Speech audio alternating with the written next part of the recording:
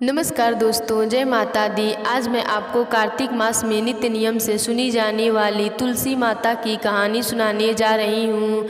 इस कहानी को सुनने से आपका घर अन्न धन से भर जाएगा और तुलसी माता और विष्णु भगवान की कृपा हमेशा आप पर बनी रहेगी। एक गांव में एक परिवार था। उस परिवार में सेठ और सेठानी रहते थे। उनके कोई भी संतान नहीं थे। सेठ नित्य नियम से कार्तिक मास में नदी में स्नान करने जाते और घर आकर पूजा पाठ करते थे। एक दिन सेठ नदी स्नान करने के बाद घर जाने लगे तो पीछे से किसी ने आवाज़ दी, बाबा मैं भी आऊं। सेठ ने पीछे मुड़कर देखा पर वहां पर कोई नहीं था।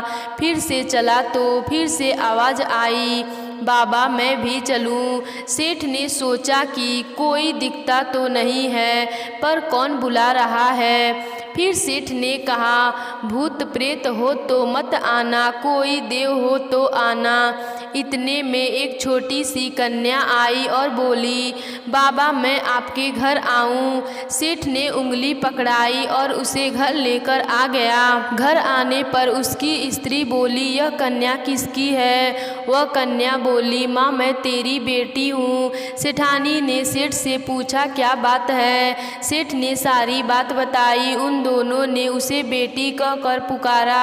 वह दोनों पति पत्नी बहुत खुश हुए और बोले, इसका क्या नाम रखें? सेठ बोला, इसका नाम तुलसी रखते हैं, यह हमारे आंगन की तुलसी है।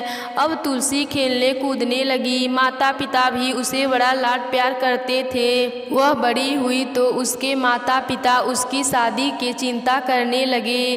तब तुलसी बोली, मेरा चिंता आप लोग मत करो, मुझे तो स्वयं श्री हरि विष्णु लेने आएंगे। आप लोग तैयारियां करो। शादी का मुहूर्त निकला।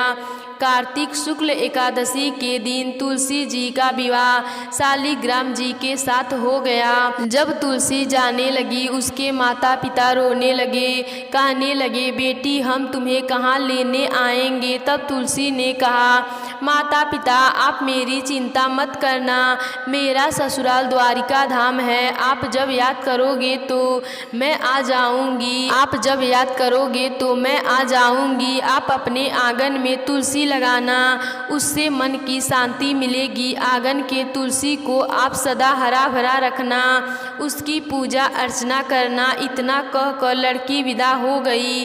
सेठ सेठानी अपने आंगन की तुलसी की पूजा अर्चना करने लगे। कुछ दिनों के बाद सेठ सेठानी की मृत्यु हो गई। उन्हें लेने के लिए बैकुंठ धाम का विमान आया और वह दोनों सेठ सेठानी बैकुंठ धाम चले गए।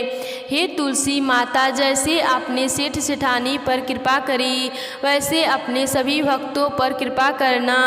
तो प्रेम से बोलिए, तुलसी माता की जय, विष्णु भगवान की जय।